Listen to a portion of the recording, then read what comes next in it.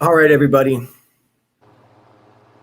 You are watching Validation Boy live stream August 18th, 2020.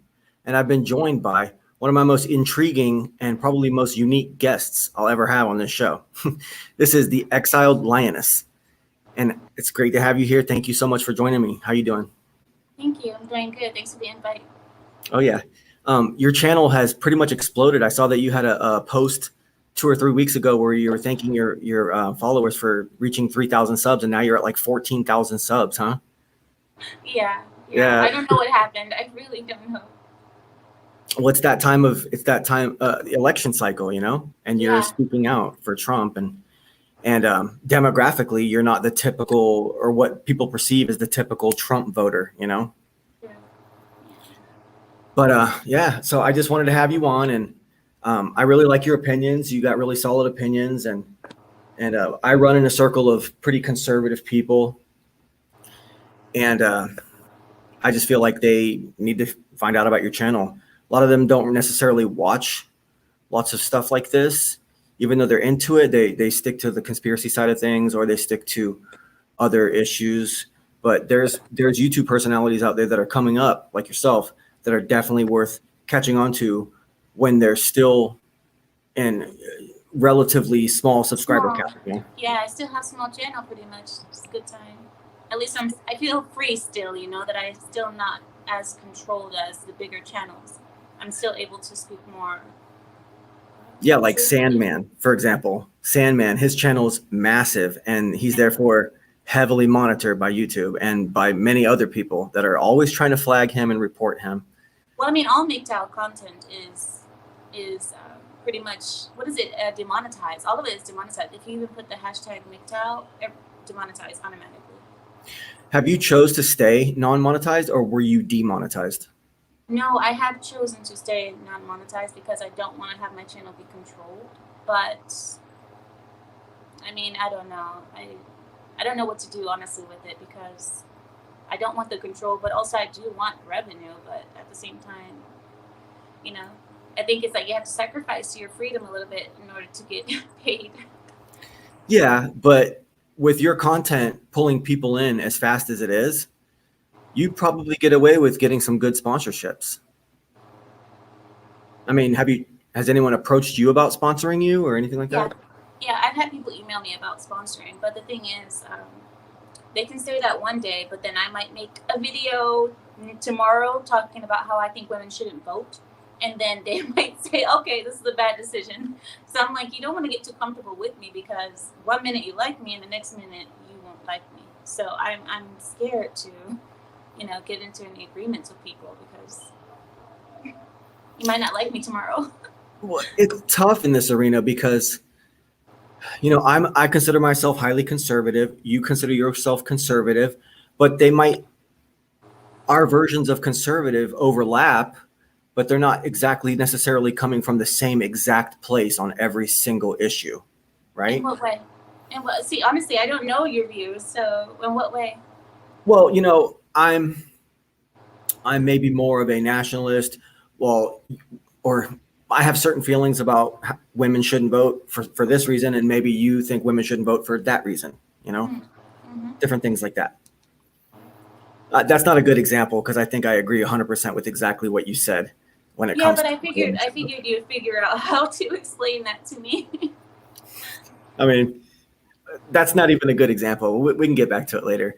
Is it okay if I just ask you some basic questions just so that my listeners just know more about you? Okay. Were you born in America? No, I was born in Puerto Rico, in an island. Okay. And so are you Puerto Rican? No. No. Okay. I'm Middle Eastern, Arab blood. But my family, my father was like a merchant of sorts, selling breads and stuff, Persian breads. And my mom was traveling along with him. And when it was the moment to give birth, they wanted to be in the United States, but it didn't work out that way. So they're both from the same country? Well, no, my mother's Lebanese. My father is from a different country that I'd rather not say. Oh, okay. What did you think about that whole event over in Lebanon, that explosion? It's bad. But I think it was just an accident. I think it was just an accident.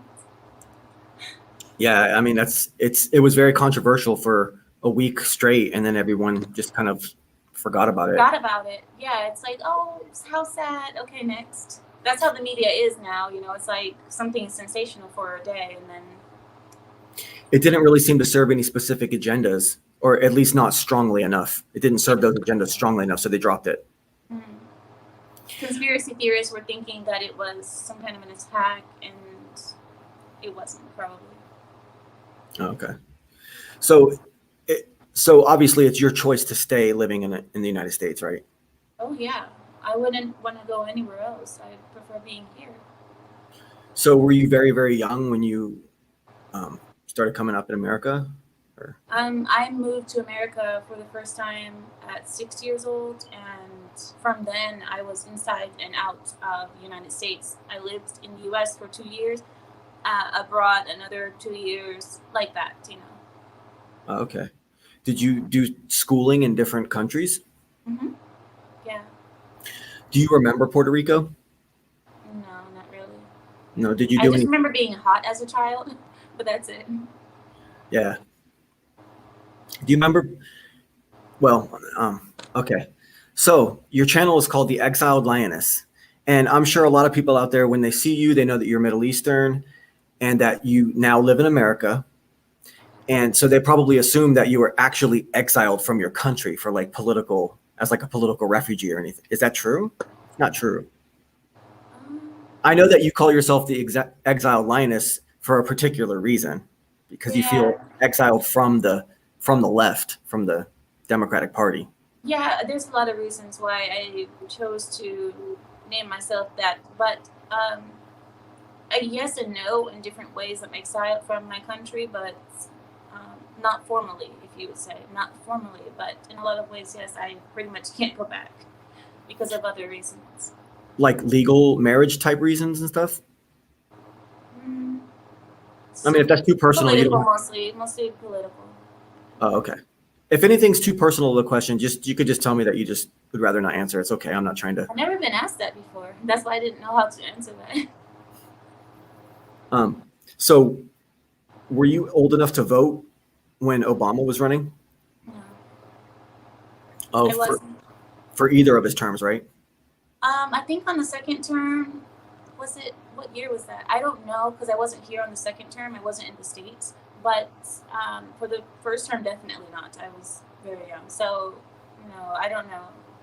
But but I did know that my family were supportive of him and they liked him in the beginning before 2012 came. By the time 2012 came, my family, like I said it in my walkaway story, they started getting really disillusioned with him because they didn't see anything changing. Everything that he had promised didn't come to pass. Like, you know, him bringing back the military from certain wars and countries that never happened.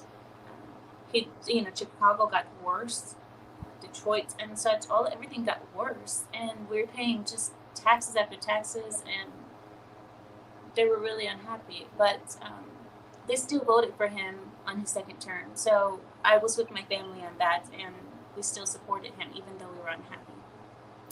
Yeah, I guess your family, I'm assuming, probably wanted him to get the troops out of that region, right?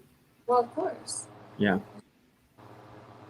But yeah, and you understand, us being Muslim and coming from Middle East, when we hear the name Barack Hussein Obama, of course we're gonna think that he's going to be more like us and more mindful of Middle Eastern issues, but he wasn't at all. He was definitely an establishment Democrat. Yeah. People run on gimmicks like that and never pull through with what you expect from them. I mean, And that's how politics was, I believe, before Trump. I believe that the left and the right were one and the same before Trump. I feel like Trump kind of made a difference. Does that make sense? He made something change. He didn't follow it's not quid pro quo. He didn't follow the normal standards that they had set for him. Yeah, he definitely was a rebel. He definitely came out and wanted to drain the swamp and was really hyper conservative. and he got well, not so much. He's actually pretty much the most liberal conservative that we've ever had. You know, he's like, he hasn't tried to what is it called? He hasn't tried to regress the progress that the LGBT community has made and all that. He hasn't tried to do anything. He's actually the most liberal president, liberal conservative president that we have. So, and when people say that, oh, he's so conservative, he's so on the right, no, he's not. He's really not, because there's certain things that I would wish that he would do that are more on the right, but he doesn't do them. Yeah, I mean, you could say that he's a little bit of a centrist, but I don't know if that's really necessarily accurate, right? No, he's a classical liberal. He's not a centrist. He's a classical liberal. He's what liberals were before. He's what liberals used to be. Does that make sense? Oh yeah, you know about classical liberalism. That's what modern conservatism really is classical liberalism. Yeah, he wouldn't be a centrist. He's not a centrist at all. I wouldn't say that. I would say he's a classical liberal. What's your opinion as far as the differences between a classical liberal and a, quote, libertarian? Yeah, you have really good questions. Well, I know you can answer them. I've seen your videos. I know you got a huge vocabulary. You seem to know all. You're making my brain work. You're making my brain work really good. Thank you. It's hard to. A classical liberal versus a libertarian. For me, when I hear libertarian, I think of more like everyone is free to do what they want as long as they're not hurting anyone type of people. Do as you please as long as you're not bothering me kind of thing. That's what I think about when I think about libertarians. Classical liberals, I believe that they're kind of like middle finger to the establishment people. Classical liberals, when I think about it, I may be wrong, but this is how I think about it when I hear them. I don't think anyone classifies themselves officially as a classical liberal anymore. I think that there's pretty much the modern conservative party. There's libertarians that are somewhere in the middle, and those people tend to lean towards the left because the way you were describing a libertarian is almost like a true anarchist, like a nonviolent anti-authoritarian, right? Yeah, I think the only people who talk about classical liberals are probably conservatives, the new conservatives, because the people on the left, especially leftists, all they do is try to make the distinguish between the left and Democrats. They don't think about classical liberals or libertarians. They only think about Democrats and the left. Yeah, because they're hyper progressive. So progressivism has nothing to do with liberalism necessarily anymore. No, not anymore. No, and in fact, it's actually the exact opposite.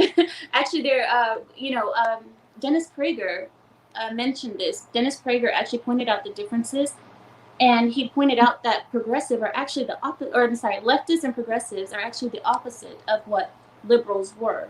The classical liberal was. The classical liberal didn't want to see color. He didn't want anybody to be judged by the color of their skin, while the progressive wants everyone to be judged by their skin and put into categories and identity groups. And there's more differences, but I can't think of them right now on the top of my head. Well, yeah, no. Progressivism now has come to mean tyrannical control. Yeah, Marxism.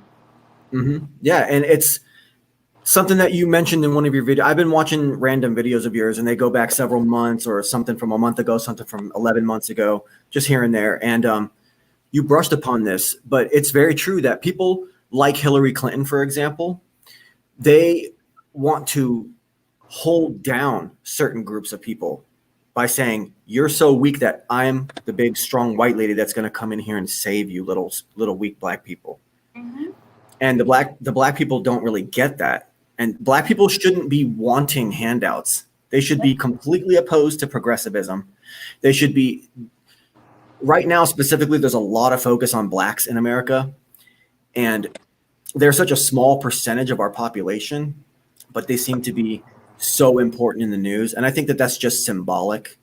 It's symbolic of America, because it's all about how does the most powerful country in the world treat its smallest group, right? Yeah, I guess.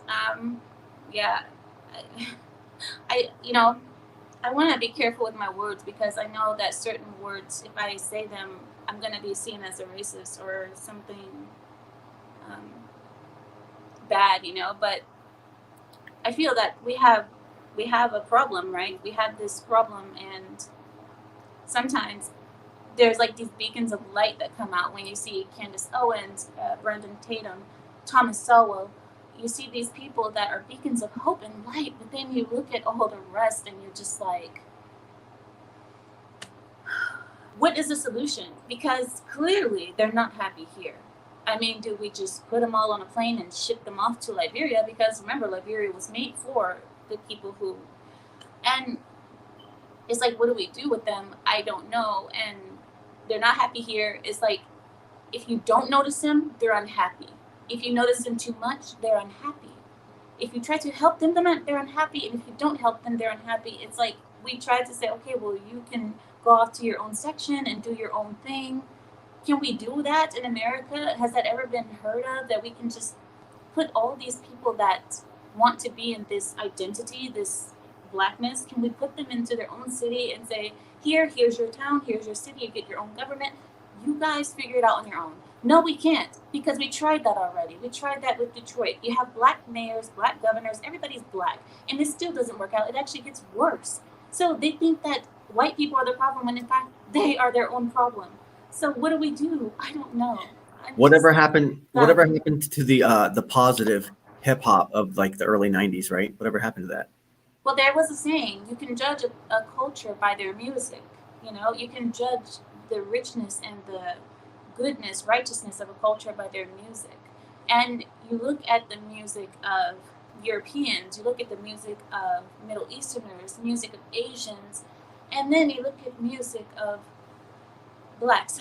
And it's like, the funny thing is, if you listen to a song, I think it was back in the 1960s, it was a black song, I think it was like to Temptations or something, and the song started off with, you give me sunshine to my eyes, you are my sunshine on a rainy day, or something like that.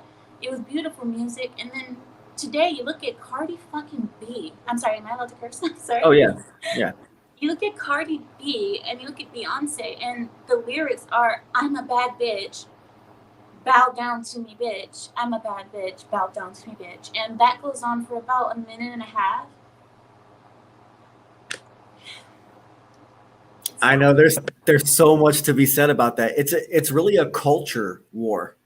And like you said in one of your videos, where are the black people standing up and rioting when an 8-year-old black girl who's doing her homework in her house gets shot in the head? Jamila. And I only remembered her name because it's an Arabic name. I don't know why a lot of black people have Arab names, but they do. And her name was Jamila, and I heard about that story, and I'm like, nobody talks about this. David Dorn, Officer Dorn, was killed in cold blood. Nobody talks about it. The only time it matters is when a person who's pale-skinned kills a dark person. Definitely. Well, I mean, we can get back to these topics later because it's inevitable. But do you remember whether or not, or why you specifically, or well, I don't even know, because you told me that your family supported Obama, but did you personally support Obama, even though you weren't necessarily able to vote for him at that time? I wanted Obama to succeed. I wanted, just like every proud American wants their country to succeed, no matter who's in charge. There used to be a sense of unity in Americans, and I know I'm young, but I've seen it watching. I used to watch a lot of old shows, TV shows and such, and they had a lot of pride. And it didn't matter who was running the country. You wanted the person to succeed no matter what. And that's how I felt for Barack. I didn't really care that he was black so much. I was happy that he was black so that finally America can get over the stupid narrative that all whites are racist. I was like, yes, put the black guy. I don't care, whatever, put him so America can see that this is not true anymore. Was that a big deal to you, the fact that he was a person of color? Yeah, of course, it's historical. To end like the traditionally white regime or whatever? Regime? Come on, I mean, really? it's not really a regime, but This is a white country. We should be proud of that. I mean, why do we have to say regime? No, this is look. bad word. No Sorry. matter how much we want to say it didn't matter that he was black, it did. It did matter because the first of anything is a big deal, and he was the first black president, so it is kind of a big deal. So, but now we have the first orange president, so I'm happy. If I ran for president, I'd just be red, right? We have the first pink president. Pink, yeah, I'm pink. Don't worry, my husband is pink too. Don't worry, he's the redhead. He's redhead, pink skin. Yeah. Yeah, let's let everybody out there know. I'm sure they already know from my video. You're a happily married young lady, and I think that's awesome. You know, I said it to you in my email. That's a big plus here because, you know, we don't want any weirdness. It's not about that kind of stuff. So everybody out there who wants to, you know, do all their compliments to you, yeah, thank you and everything, but this is not about that. Okay. Thank you. I appreciate it. Mm-hmm. Do you remember the exact moment when you turned against the left, or was it about being disappointed with Obama specifically, or was it more of a post-Obama turn against the left? It had nothing to do with Obama. Well, I mean, it did in a way, but the pivotal moment, look, everybody remembers the moment. Everybody remembers where they were when they heard about the Twin Towers falling. Everybody remembers where they were when they heard that Michael Jackson was dead. So there's those things where you remember certain things. And I remember when I was like, all right, I'm done. I remember I was watching the news, and clearly all day they had been talking about Trump. But something happened in Asia, I believe. There was like a flood or something was going on. A tsunami? Yeah, something like a tsunami or something big was happening around the world. And I looked at Fox, and then I turned to all the other liberal media, and nobody was talking about it except like Fox News. And I was like, so when I went to CNN, MSNBC, ABC, and all the rest, it was all Trump, Trump, Trump. And I'm like, what about this huge tsunami that's going on, you know, or whatever it was, tsunami, flood, whatever it was. And then I see on the bottom a little itty bitty, like, you know, running line saying, oh, by the way, Orange Man is bad, but there was like a tsunami somewhere in India. I'm like, I was like, okay, yeah. I was like, something is wrong here, because usually when somebody hates you that much, you're doing something right. Yeah. They say that, you know, you're getting the most flack because you must be right over the target, right? Mm-hmm. It's an old catchphrase. It's an old saying. So when you figured this out, were you immediately vocal to all your peers about it?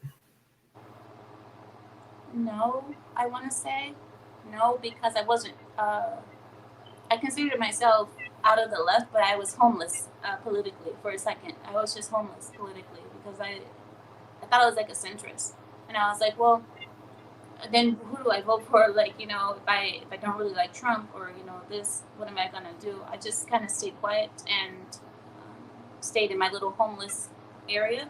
And you were disillusioned with the whole system as a whole, right? Yeah, you know, I think most of us felt that way. Most of us are feeling that way. There's a lot of Democrats that are politically homeless right now. They don't know where to go.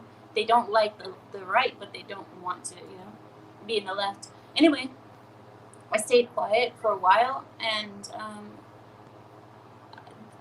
look, the only reason I started talking or speaking out more is because I realized that I saw Candace Owens, and I realized that she was just a black woman that did something that, how can I say, she did something that other people should have done, but they were too scared to do. And I realized my own community. I'm like, Candace Owens is helping her community, the black community. I'm like, what about my people? I look at Muslims on the left still fucking with signs that says abortion rights is human rights, and I'm like, woman, you are wearing a hijab on your head and you are bowing down 5 times a day to pray, and you're talking about abortion rights. So that's when I started saying, you know what? It's okay. I'll be the target. Fine. And that's when I just started making the videos, because I was like, I don't want to see my people looking stupid outside. And right now they are. They are. The majority of my community is voting left. I'm like, you guys are looking really idiotic. So, Is that true? oh yeah, yeah, it's true, because it's not the parents, it's mostly the children, because they have gone to college. What you know is indoctrination camp. And I went to, and I see that, and I'm like, they're training them to think that this is the only way to go, because if you don't, you're going to be deported, or you're going to get something wrong happen to your family. You're going to get sent to Syria, even though you're not from Syria, you're from Egypt. You're going to get sent to Syria no matter what. You're going to Syria. So, it's just, they think that something bad is going to happen to them because orange man bad and orange man racist. So, yeah, this is why.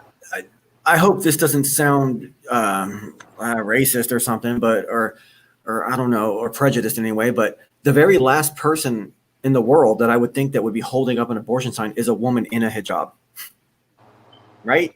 Yeah, but it's happening.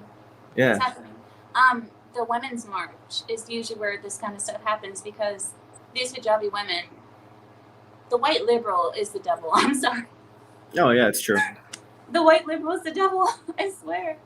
Because they're filled with hate. They hate everything so much they even hate themselves.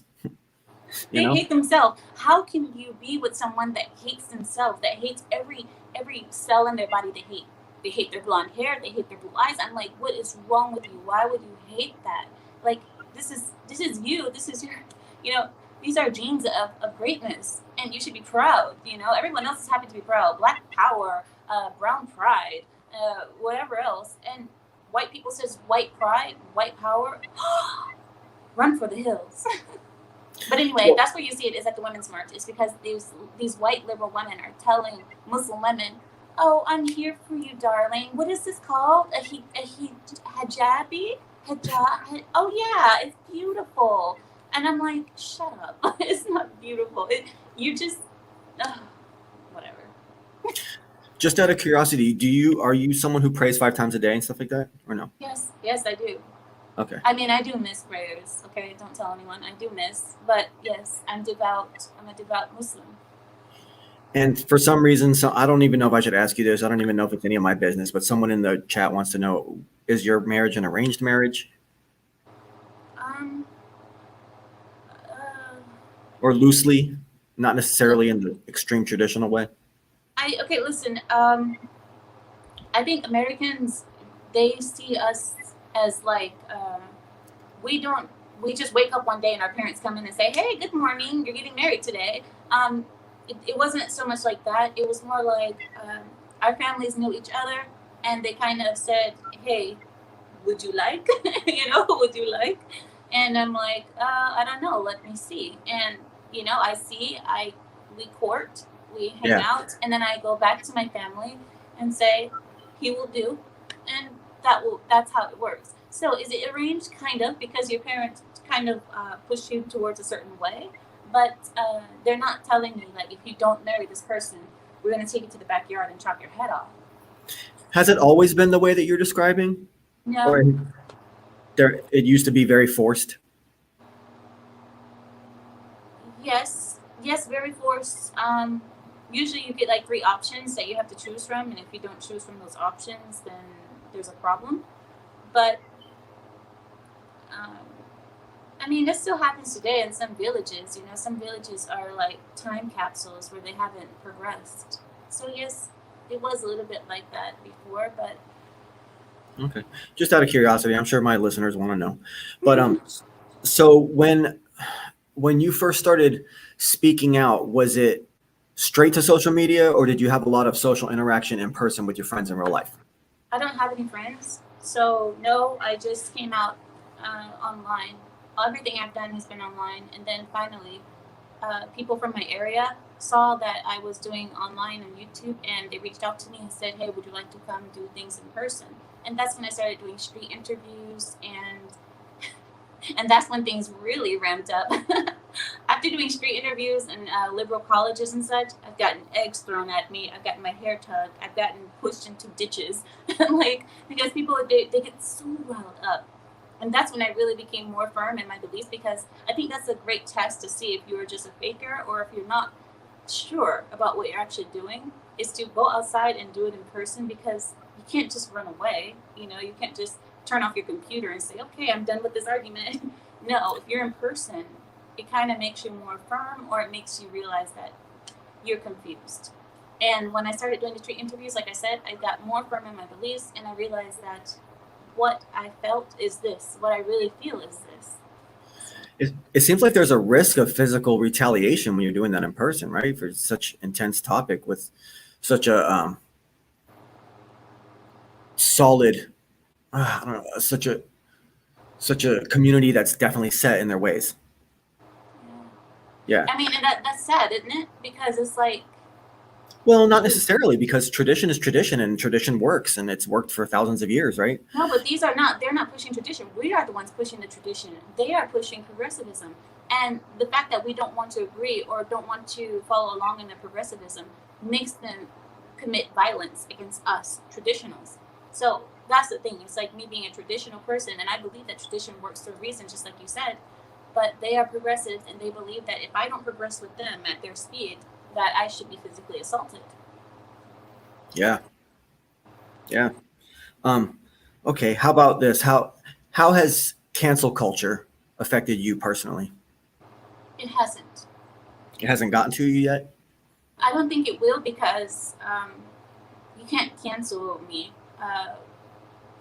What you gonna delete my account or silence me online?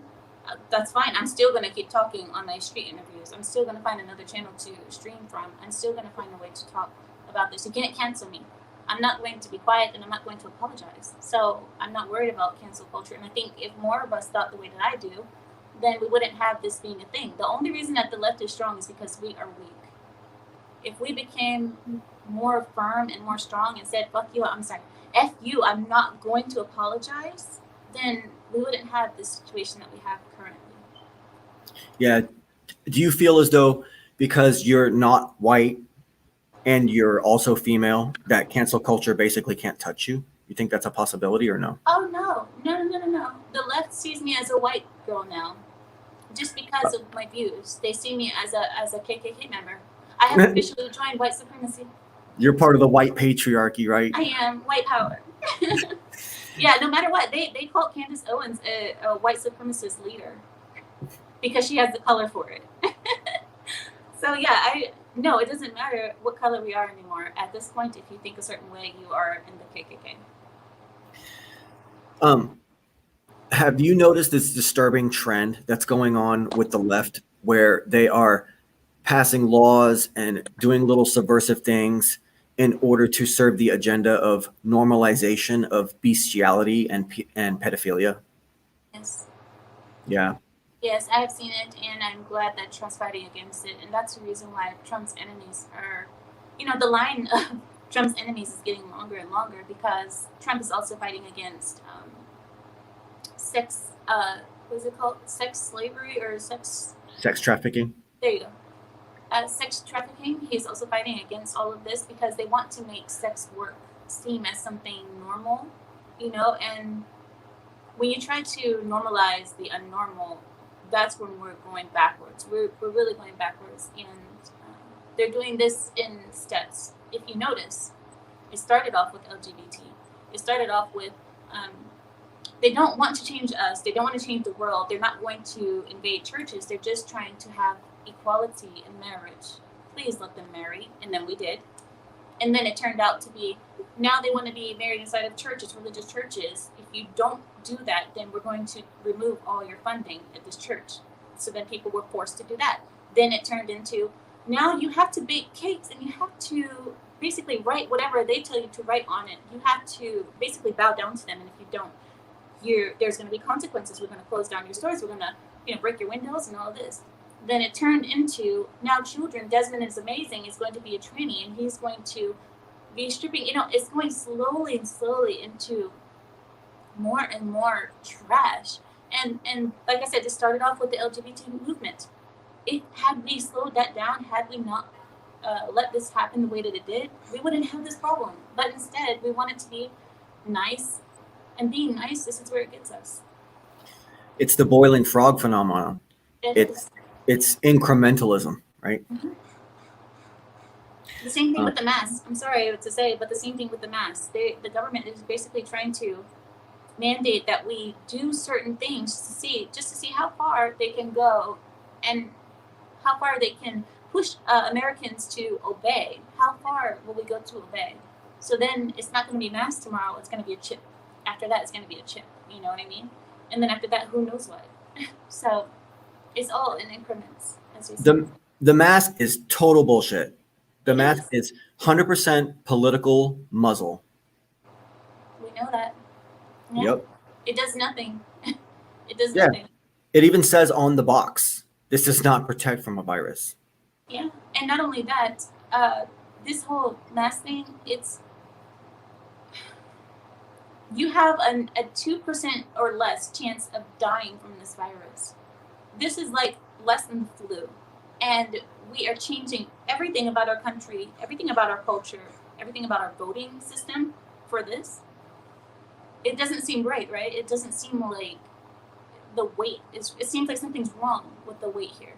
It's just too obvious. When the news hit that we were going to have these mandated masks, the very first thought I had was, oh my God, the left is going to sink that fucking low to where they're going to, excuse the term, that they're going to trump the right wing, or they're going to trump our freedoms by mandating this thing through the guise of medicine.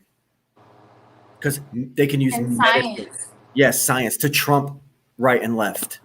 This is beyond your political beliefs. This is about safety, It's the same thing when they use children like Greta Thunberg.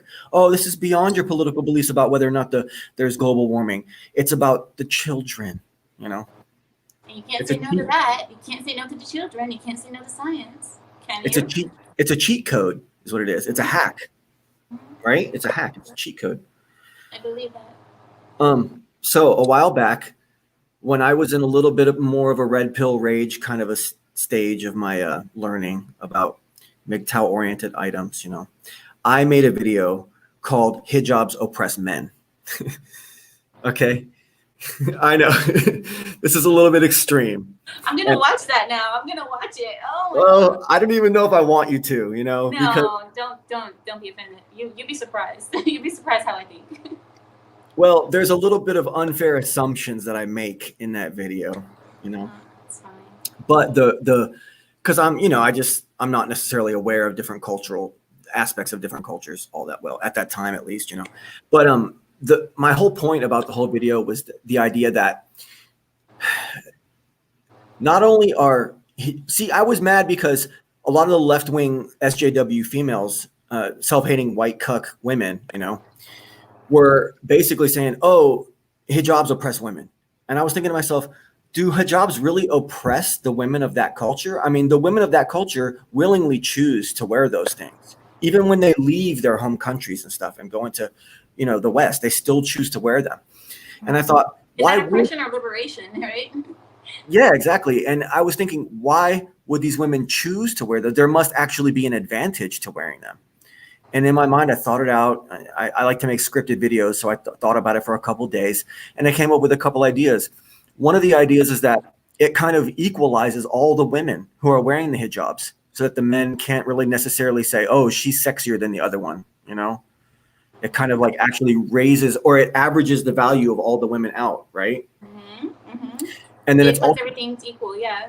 Yeah, and then it also becomes more of a prize for the man once he gets her home and is able to take her hijab off, right? But the downside of that, and I don't know if I'm right or wrong in thinking this, or at the time thinking this, but it's almost like a Pavlovian, Pavlov's dogs, you know about that? Pavlov is a guy who trained dogs, and he's the one that, the theory of like, you ring a bell and then you give the dog a treat. Yeah. You ring the bell, give him a treat. And then when you ring a bell, now he's going to salivate for the treat. Mm-hmm. So it's like training basically. Okay, yeah. And the hijab is almost, at that time I was thinking the hijab is almost like a Pavlovian reward system. Mm-hmm. But, right? It was like a reward for the men. But then it also came from, this is hard to explain, but it was also, I believed that the hijab was oppressive to men because of the fact that because it can be used as a Pavlovian reward system, it discredits men and makes the men of that culture seem weak, as though they're so thirsty for women that they can be trained in a Pavlovian way. Like beasts.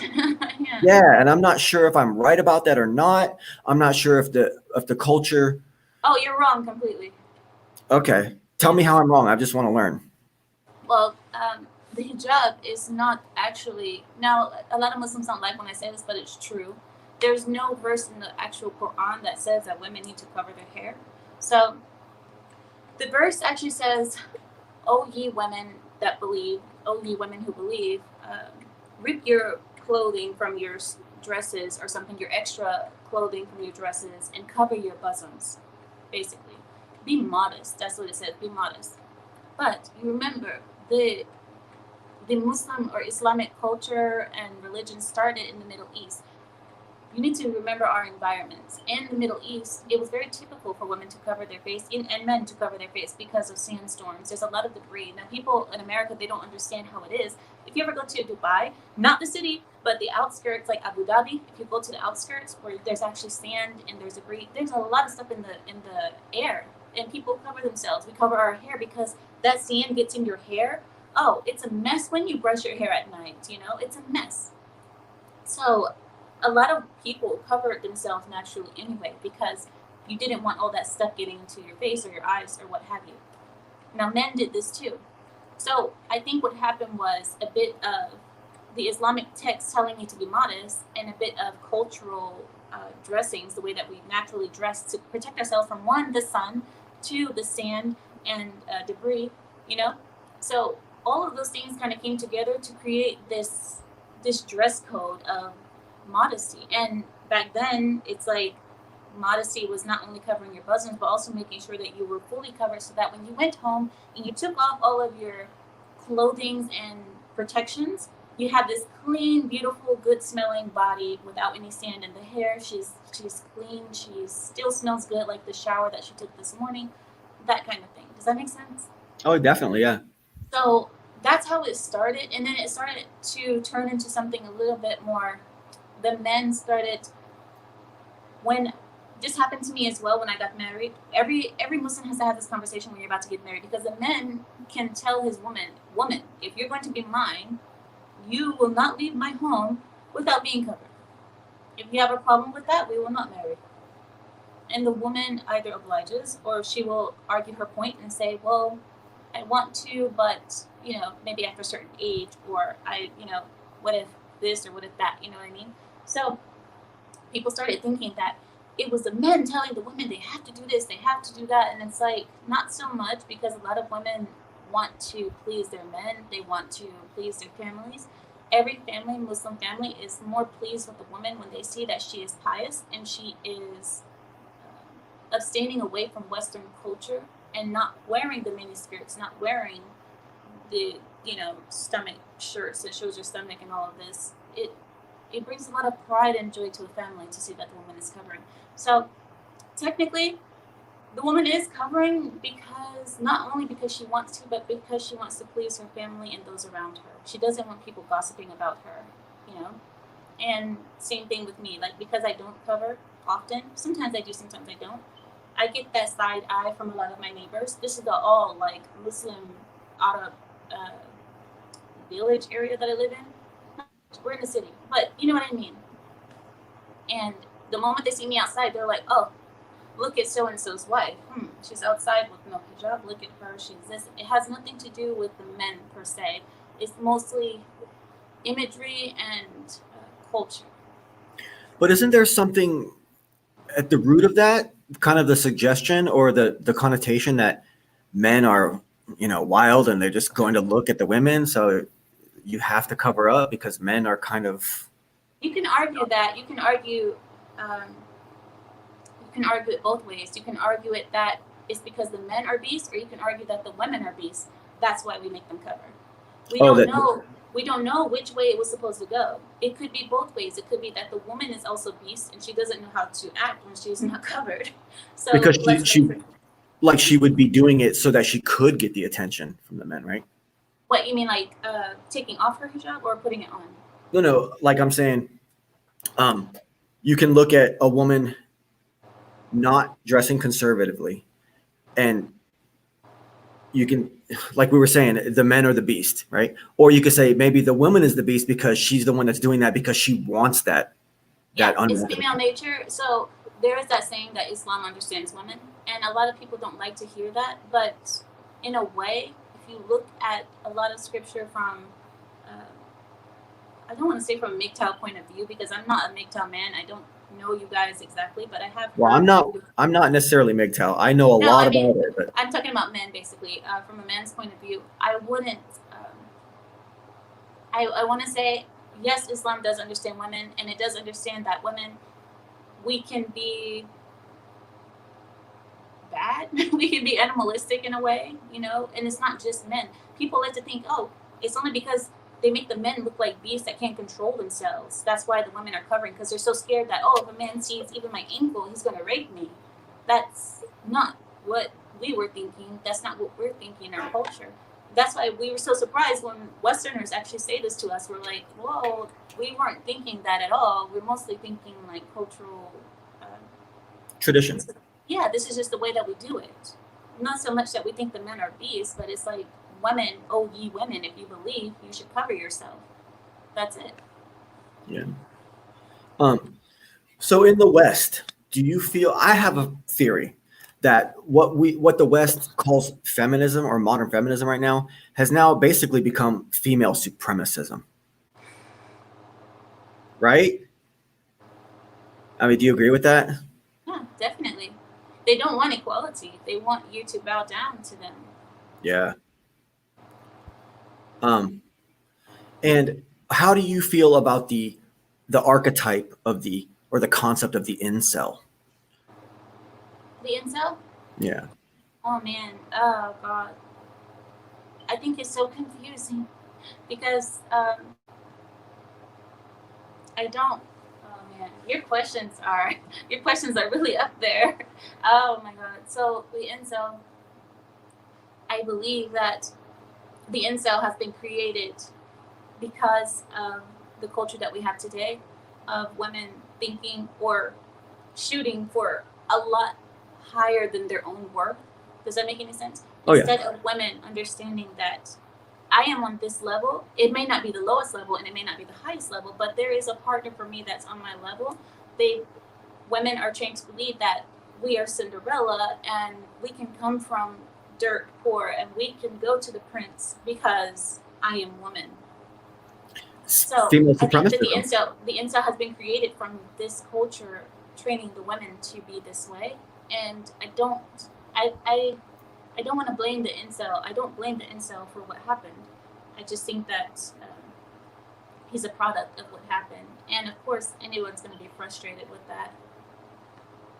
I think that the incel. Well, see, I don't like to use incel as a pejorative or as a derogative term against men anymore, because I don't feel as though men should be shamed because of the fact that, like you said, even a 4 is no longer interested in a 6 guy. That's true. And isn't that pathetic? Yeah. That's pathetic. And that's how they end up alone. And the funny thing is that we have a lot of old people, not old, I want to say 30 to 45, who are still around dating age, or you could be dating, kind of. We have a lot of single people that could have been meant for each other, that could have actually gotten together, but because the woman was too busy looking at the 9 or the 8 when she was a 2, she ended up alone, and so did the guy who could have been with her. He ended up alone too because of her decisions to go look for him when the 9 or the 8 actually married a girl that was a 7. And I don't know. It just it sounds vain, and it's tough to start labeling people as 2s, 3s, and 4s and 5s. It's like really rude and it's like kind of brutal. But at the same time, there's some basis. There's some basis in reality for that. And of course, even though Western men are very liberal and tend to get with women who are, promiscuous and stuff, over the course of their lives, even now, modern Western men still don't necessarily want to tie themselves down to a woman, even if she's a 9, but she's been with hundreds of men. her value is not really there. It's And not good, yeah. the You're one not good doing thing, anything special at that point. the one good thing about MGTOW is that it's helping men realize that, but at the same time, it's breaking up potential homes, and that's why Middle Eastern culture, I feel, is a lot better when it comes to that particular thing, as opposed to the West. Because in the West, everyone's free and there's feminism and free love and birth control and I'm not going to get married and all that stuff. And it just makes a bunch of sluts. And then the men are sluts too. And then no one's happy. That's true. And then we have situations where women end up like Tommy Lauren. You know, it's like I just did my video reacting to Tommy Lauren's rant about her talking about the problems with men and how she's having this issue and, you know, she's having all these demands and all of this. But I thought to myself as I'm watching her video, I'm like, woman, you are demanding that the man do this and he be this. What about you? Are you actually what a man that is high value needs? Have you thought about improving yourself to be what he needs? And the problem with women is that they think that the things that are valuable to us may not be valuable to men. Perfect example is a woman valuing her education and her success in her career. Men, I'm sorry to say this, but I haven't seen any men, and I have a lot of men in my family. None of them have come to our elders and said, Baba, I want to marry this woman because she has finished her degree. You know, nobody says that. You know, they say, Baba, I want to marry her because she's a clean woman. She comes from a good family. She's very feminine and she's lovely to see. She has a beautiful voice. Baba, you can see her. She's perfect. You know, they don't say like, oh, she finished her degree at such and such and this is going to be the perfect. No. So, yeah, I'm with you. And you saw it. You saw her rant, right? Tommy Lauren? Your sound. Did you mute yourself? Yeah. Oh, there you are. Okay. Yeah. I mean, modern women in America, they don't realize how much power they really have just being feminine. It's not good enough for them. They want more, more, more, more. It's illogical. One of my like, commenters, one of my viewers on my channel left a comment basically saying that he was so unhappy about what feminism has done to women. He said he just misses not feeling the competition. He misses women actually being women. There was something else that he said. There was a phrase where he said, give me a minute. I can't think of it. It was in my mind, but I forgot it. But either way, he was basically lamenting the fact that he can't find a woman that is happy to be a woman anymore. He just sees toughness and roughness in women that, you know, he's like, I can go be gay for that if I needed a tough, rough person. So. Yeah, single mothers and stuff like that, they wear their single motherhood status as a badge of honor. Like, look how tough I am. And nobody wants to be around a tough stone. I want a pillow, not a stone. The government has done this. You know that. If the government did not exist, these women would be on the streets begging for a husband. But the government has made this culture of hoes. It's just like, yeah, woman, you don't need this man because, you know, if he leaves, I'll give you more money for you being a hoe. You know, I'll give you more money for this. They're rewarding it. If you reward bad behavior, how can you expect the women to be pious and good? This is why MGTOWs are kind of a good thing in a way, but they're not good because the government is still there. If the government wasn't there and the MGTOWs existed, oh wow, women would change their action away. But because the government is still here, the MGTOW movement is just making men look better. That's it. Because here's how I see it. America is about individualism, and the most dangerous thing to the American government is a strong household headed by a strong individualist man that has his own family unit that he has power over. They do not want that. So what do? They break up the family.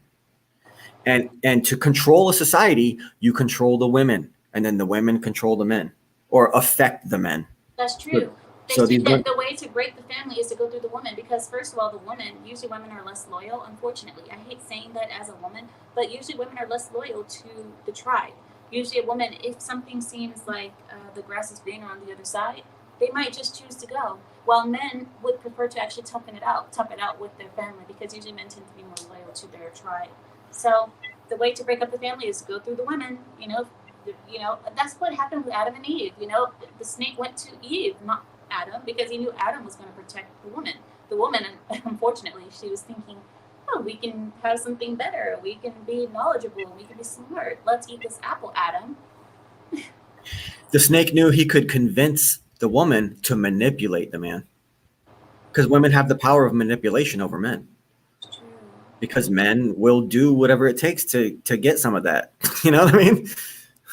To put it bluntly. It's either that or he wants to please. Okay, not just to get some of that. Maybe it's that he wants to please the people around him. Oh my god. Well, a lot of men, they're willing to want to please so that they can get some of that. Oh my god. Okay, so no matter what, we're leading there. Okay. Well, at least in the younger years of a man's life. As a man gets older and wiser, he understands that there's other values to a woman other than just her sexuality. Like what? Well, like companionship and being able to raise children and have a household and manage a household and be there for him. I'm just kidding. I know there's a little value. I'm just joking. And be there for him as he's getting old and dying and stuff. Yeah.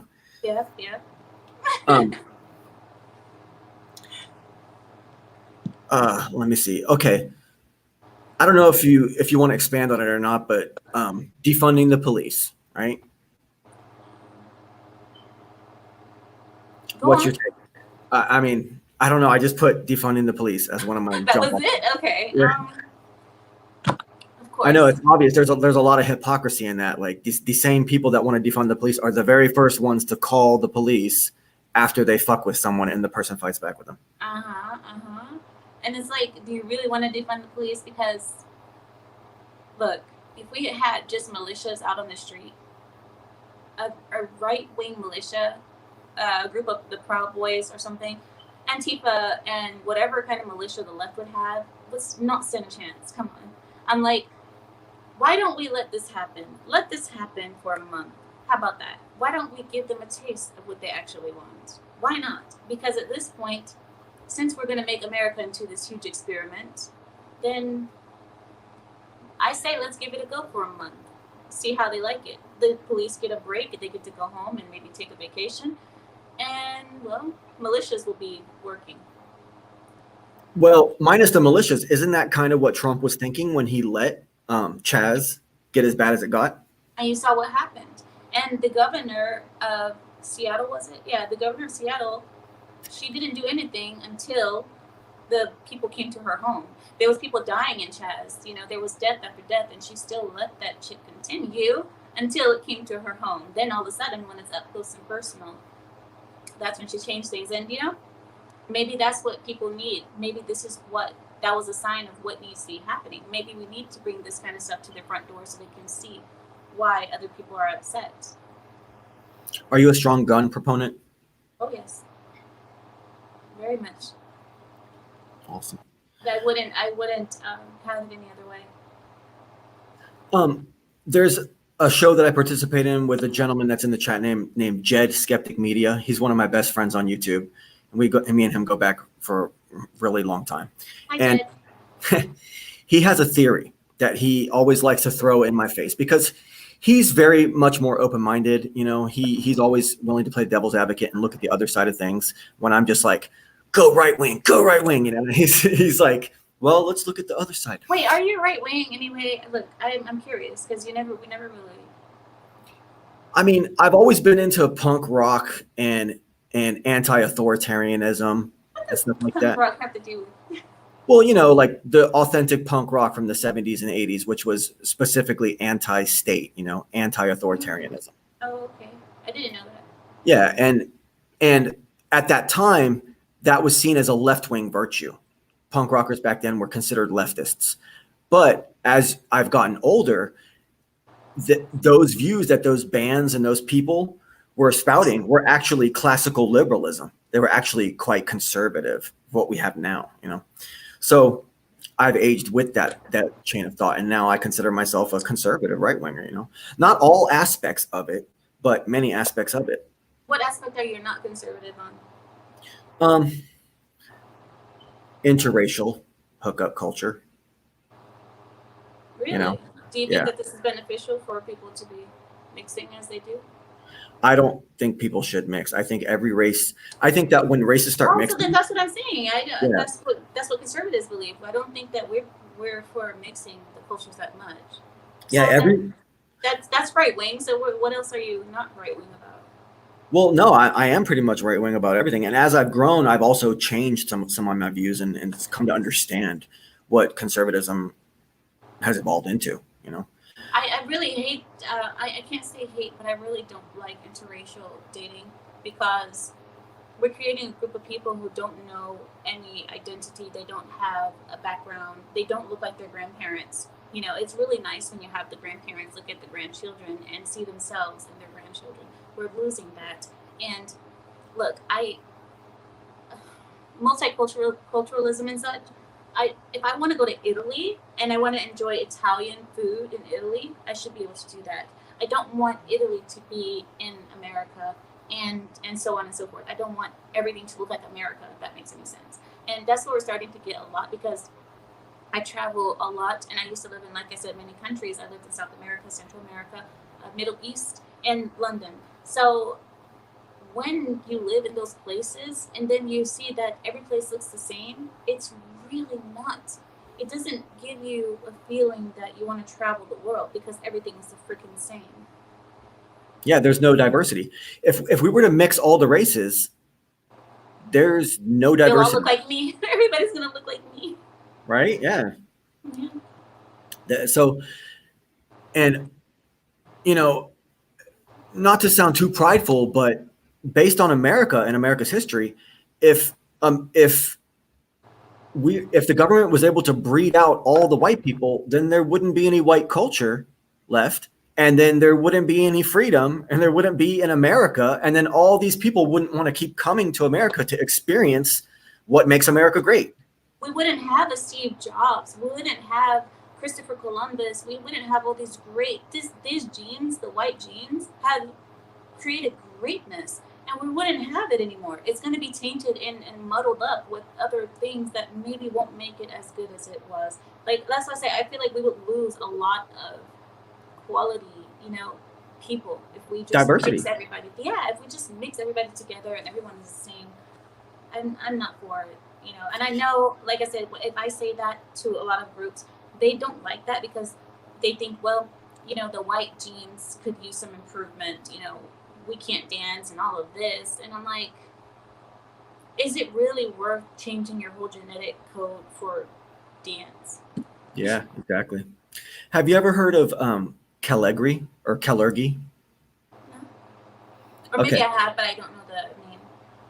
Back in the late 1800s, early 1900s, there was an Austrian diplomat who married a Japanese woman.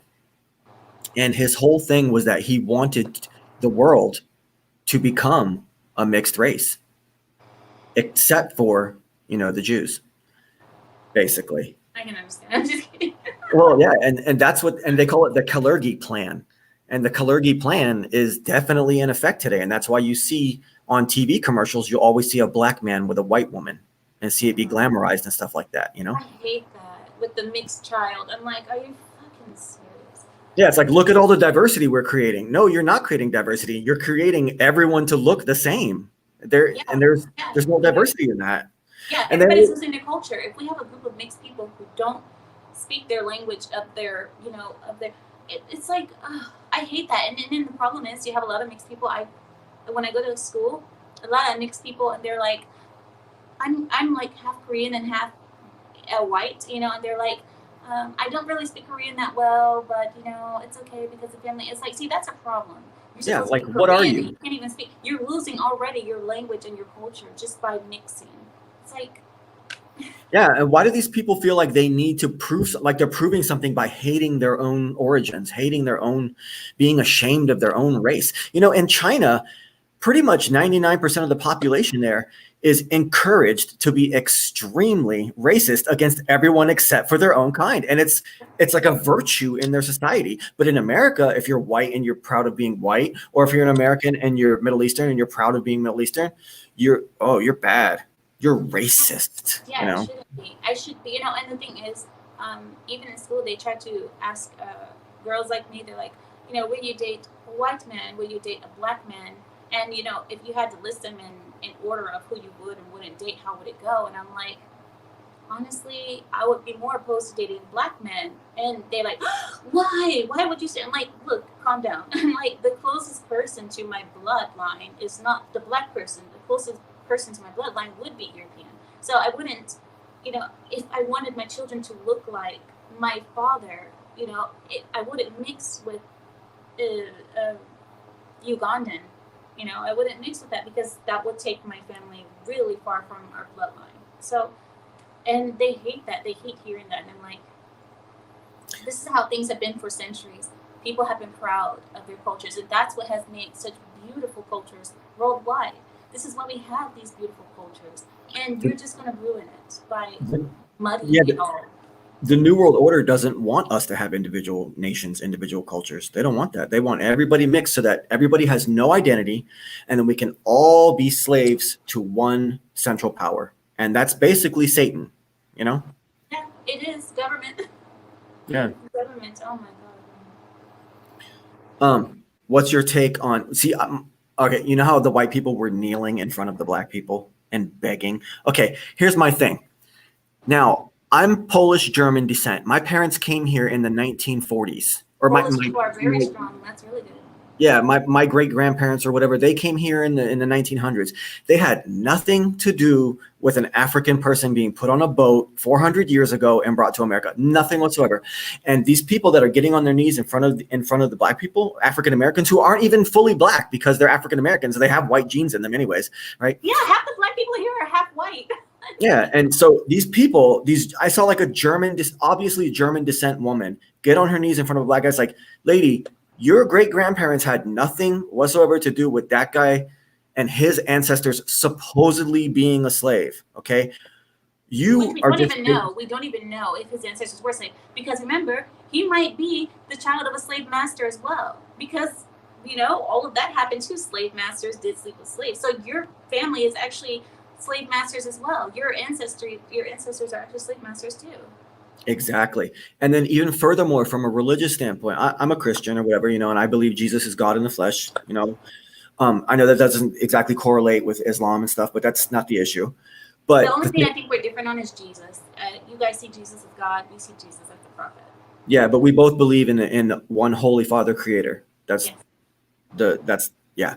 So the thing is that when I saw these white people getting down on their knees and they're basically worshiping black people, and they're becoming antichrists because they're putting this black person as a Christ figure.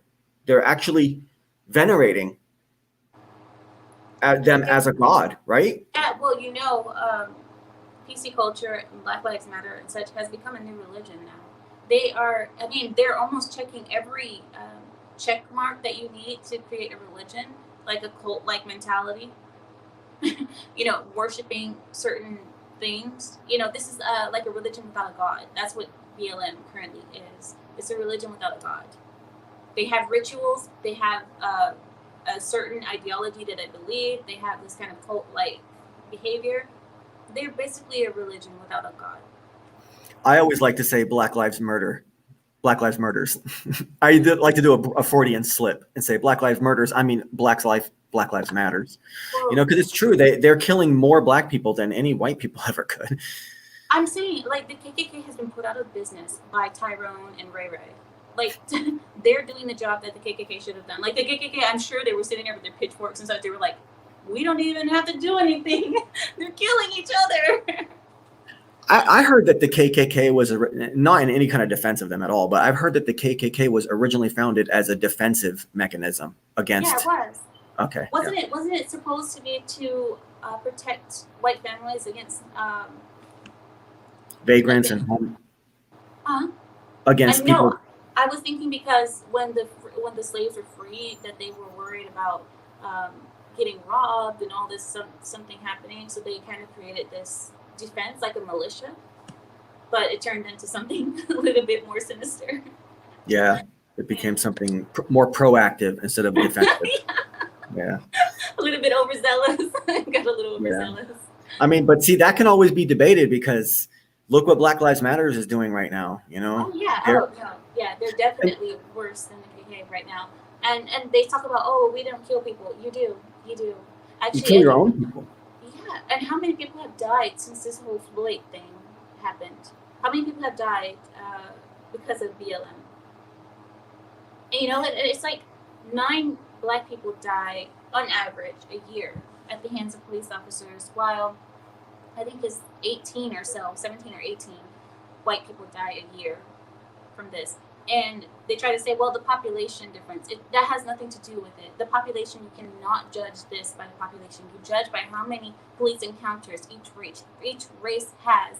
And black people have a lot more police encounters than white people, and white people still die more by the hands of police officers. So don't give me this bullcrap.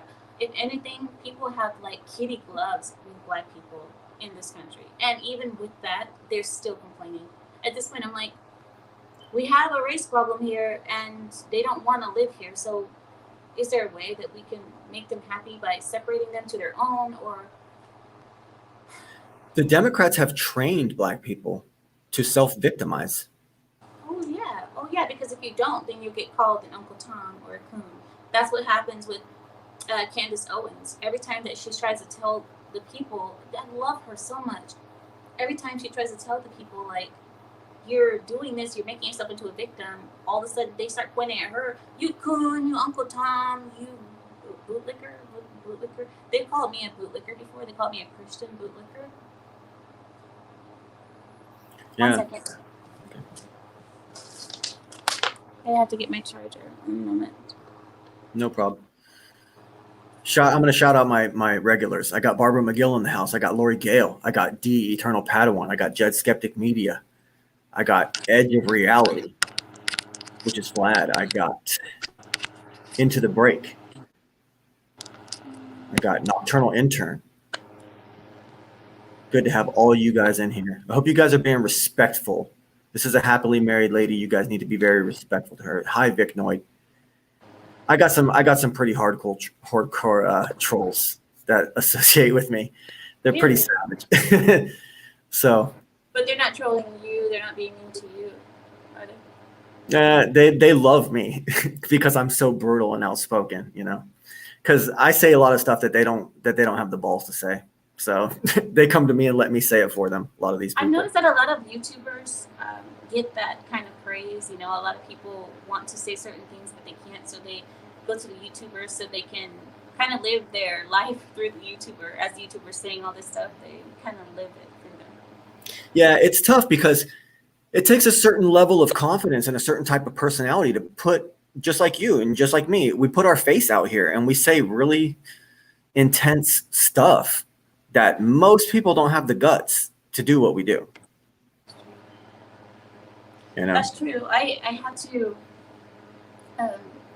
beg my husband for permission to do this because, culturally, I'm not supposed to be doing this anyway. But I told my husband, I was like, I went to sleep for, I believe, maybe a week and a half. And every night I'd wake up in the middle of the night and I'd tell him, honey, wake up. He's like, what? I'm like, babe, I have to do this. I have to say something. And he's like, no, go sleep. He goes back to sleep, and every night, same thing. I keep waking up. I'm like, babe, I have to. You've got to let me do this.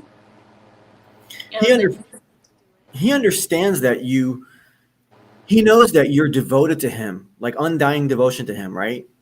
So he's probably totally okay with you coming out here, getting on YouTube all the time, even having an interview with another man. I'm being extremely respectful of you, your marriage and everything like that. And I'm sure that's not even a big deal with him, right?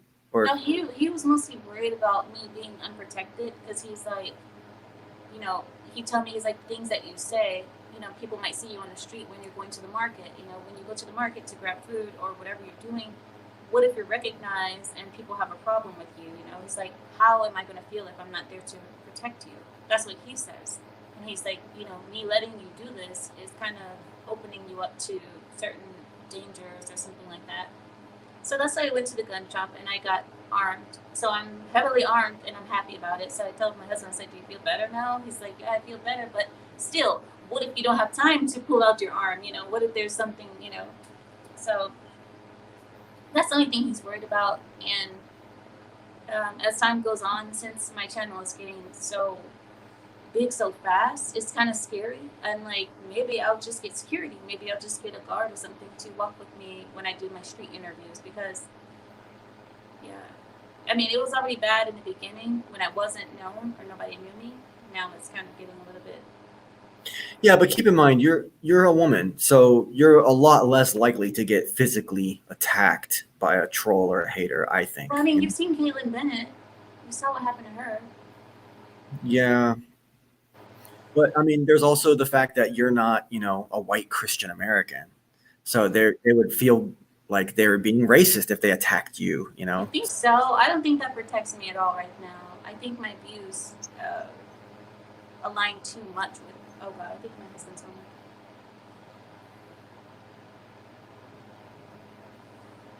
Hold on 1 second, okay? Yeah, no problem. Don't go. Oh, sorry. All right, Vlad. I see you, Vlad, in there.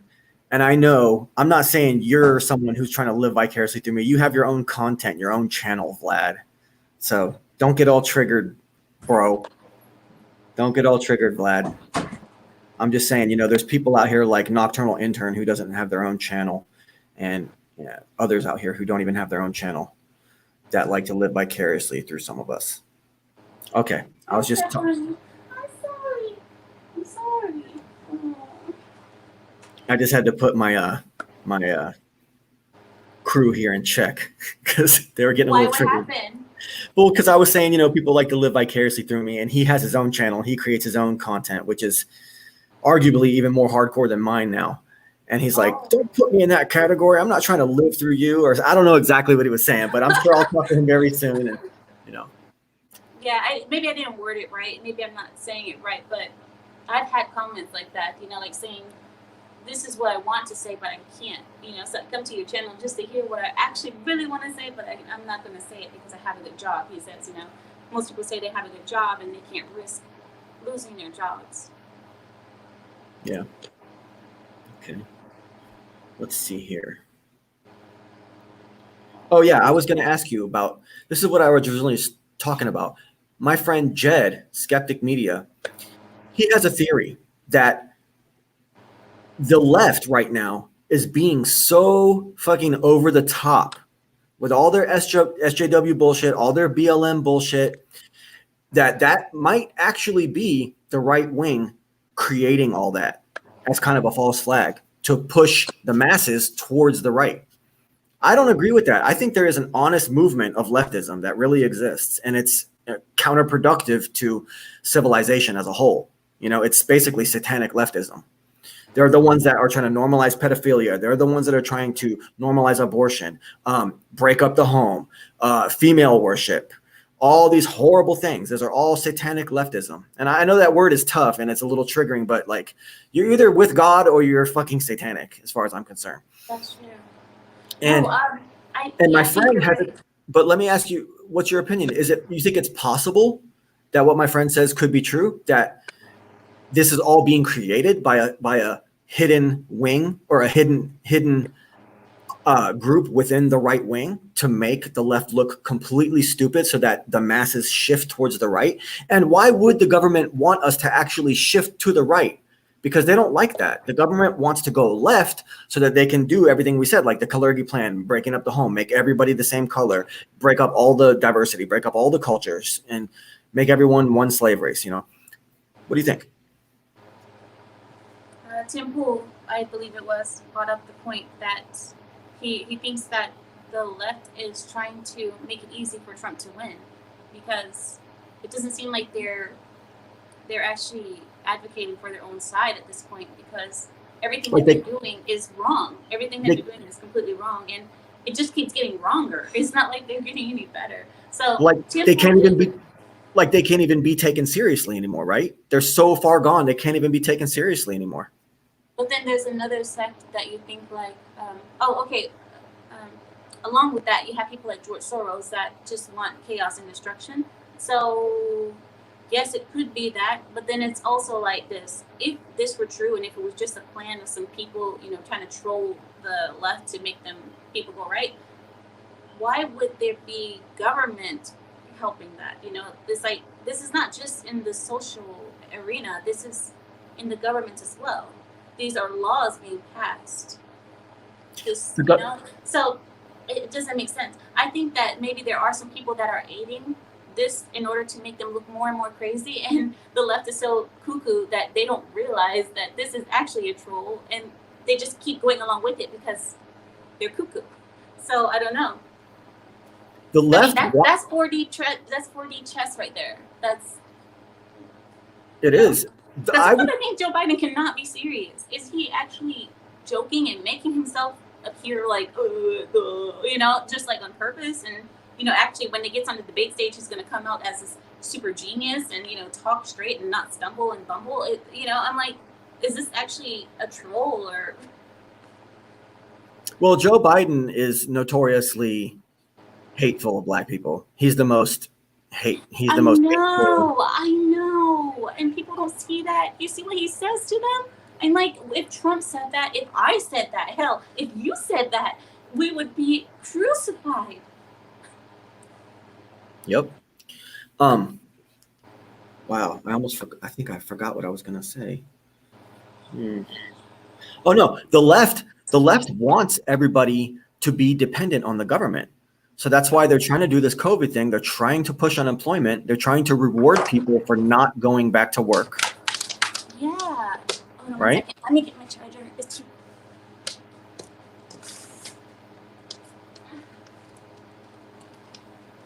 Nocturnal Intern says, how the fuck can he accuse me of living vicariously through anyone? I wasn't talking about you specifically. Maybe I did say your name. I apologize to you. He's still mad about that? Well, there's a couple people in here. My guest or my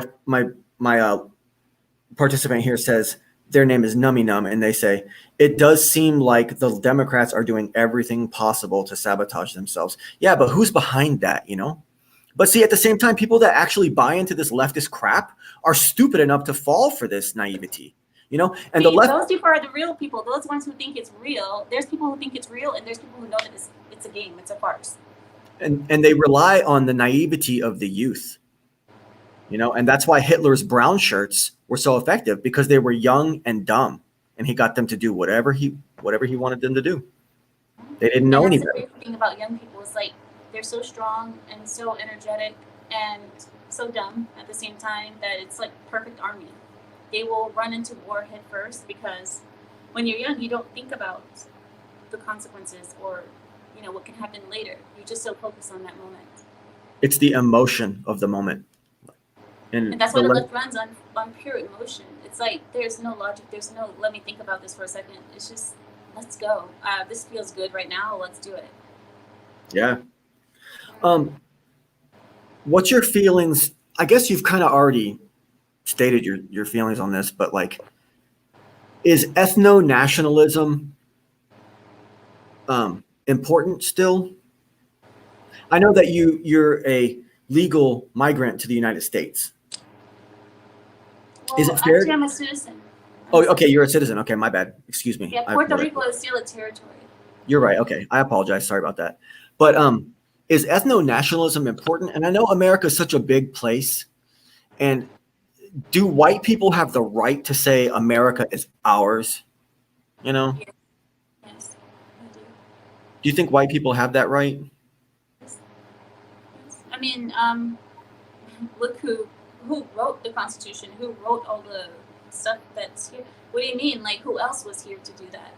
I didn't see any natives or Asians or Africans writing and signing the documents. I didn't see that. So yes, this is something that has been created by Europeans. Now, if you want to argue that they didn't do it in the right way because they killed a lot of people in order to obtain this land, well, that's usually how land is obtained. I'm sorry to inform you, but usually that's how this happens. This is how most countries establish themselves. They go to war with the neighboring tribes, and whoever wins gets the land. Whoever wins gets the booty. And the Europeans got the booty. So, if you want to argue that, this was Indians' land before, well, I hate to break it to you also, the Indians were fighting amongst themselves. The Indians were savages. They boiled children and ate them Are you seriously, do you really want to go down this path?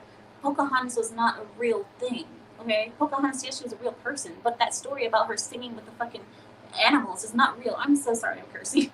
I No, usually it's don't all, curse. I'm just mad. It just really irritates me. I don't usually curse. I'm such a lady, I swear. it's But okay. My channel, I mean, I cuss a lot. I'm actually holding back big time because I'm trying to be respectful, having a female but I guest. usually don't curse. I swear I don't. But it's just, like when you think about these topics, because you're asking me some really good questions. But like I said, if you want to argue that the land was taken and it shouldn't have been taken in the way that it was taken, whatever, that's history. This is how it happened. If you knew the things that the Indians were doing, you would faint. You would faint. The things that they did. And they weren't just victims. They were fighting against themselves. It was tribe against tribe. You think that they were all unified and happy and claiming a land? They weren't. They didn't know the value of this land anyway. So, yes, I believe that Europeans have the right to say that they created this. Their ancestors created this. Um, if you want to say today that this land is all yours, I wouldn't argue that, because after so much time has passed, a lot of people have contributed to the current state of the country. So, you have to recognize the contributions, but the foundation of this country is white. Yeah, I recently had a video, and I titled it. It's a very short video, and I titled it "The Conundrum of Aspiration." And in the video, I presented the idea that if you're a modern Black American, for example, and you'd rather get with a white person than someone from your own race, you're technically a white supremacist, right? Oh, you're such a troll. Oh I mean, technically, a lot of people of color are inherently, without even realizing it, they are actually white supremacists themselves. Well, what do you think about the argument that a lot of Black women have? I've seen online a lot of Black women argue that there's this European standard of beauty, and that's why Blacks are on the bottom of the list, because they are the furthest from the European standard of beauty. Well, Black men seem to want or be naturally attracted to European beauty over their own African traits. They say that the only reason why people see certain women as beautiful is because society has trained them to see them as beautiful. It's not natural for people to see them as beautiful. That if you actually train people to see, a Black African queen as the standard of beauty, that they would actually see white women as the bottom and then the African queen as the top. I disagree. Just because nature is nature, and it's just like telling men that they must see old women as more attractive than younger women. It's not going to happen, because nature tells the man what to feel, and he's not going to get hot and bothered for an old woman on a cane versus a young 18-year-old girl, in shape and such. So they talk about lighter skin, straighter hair, skinny noses, small mouths, not small, but delicate features and such, and not so broad and, Yeah. And don't forget that within the African American community, they have, what do they call it? Colorism, where lighter skinned Black people will be like, "Oh, look at your heart of darkness, Africa." Shit, they'll say that. And they'll diss each other for being too Black, Yeah, and it's like, you guys do that to yourselves, and yet you guys talk about, and they're not the only ones. Asians do it too. Asians and Indians, there's caste systems and such, where it's like there's all these bleaching creams, and and then you have white women that actually like being tan skinned. They want to be olive. They get tan. So it's like you're trying to be one thing while white women are trying to be another thing. It doesn't, I wouldn't say that this is standard of beauty, that white is all about white, because you can be too white too. There's people that are too pale that it doesn't look good. You look ill, you look sickly. Yeah. So I don't know. Yeah, my ideal woman is not a blonde-haired, blue-eyed, red-skinned, redhead, Yeah, and that's the thing. I think, and honestly, I think it just depends on the femininity. Honestly, who was it? Who's this guy? God, something Genghis or something. Genghis. Oh, I want to remember his name, but I can't. But he said for women, the trick to get married and stay married is 1, stay thin, 2, long hair, 3, learn to shut the fuck up, and 4, make me a sandwich. Something like that. He was like, long hair, stay thin, be quiet, more or less, and learn how to cook, know how to cook. Yeah. It's like, don't cut your hair short, don't be like a feminazi and stuff, and don't gain weight, don't become unattractive physically, and you should be able to keep a husband, keep a husband. It's tough. A lot of women gain a lot of weight after having children, though. It's kind of a part of nature. Oh, they It's blame not- it on, no, I'm not going to, I don't agree with that. Like, women blaming their weight gain, like, the temporary gain, yes, but the, yearly stuff, no.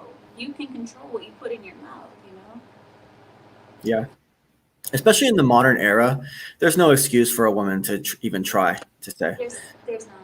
Yeah, and then I made a video a while back which got a whole group of actual female supremacist female feminazis to attack my channel and mass flag a whole bunch of my videos. And What's it called? I called it The Truth About Female Obesity.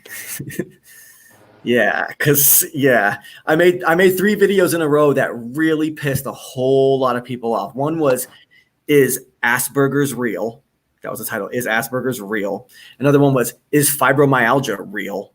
Okay, because I'm skeptical of these things. I think I saw that on my recommended list. Is fibromyalgia. Yeah, and then the other one was called The Truth About Female Obesity. And while researching that one, the thing is, a lot of big women, if you walk up to them or if you're in conversation with them, you ask them, they're always going to pull this bullshit about, it's my thyroid, right? Any big fat woman, they're always going to say, it's my thyroid. I can't control it. I have no control over my thyroid.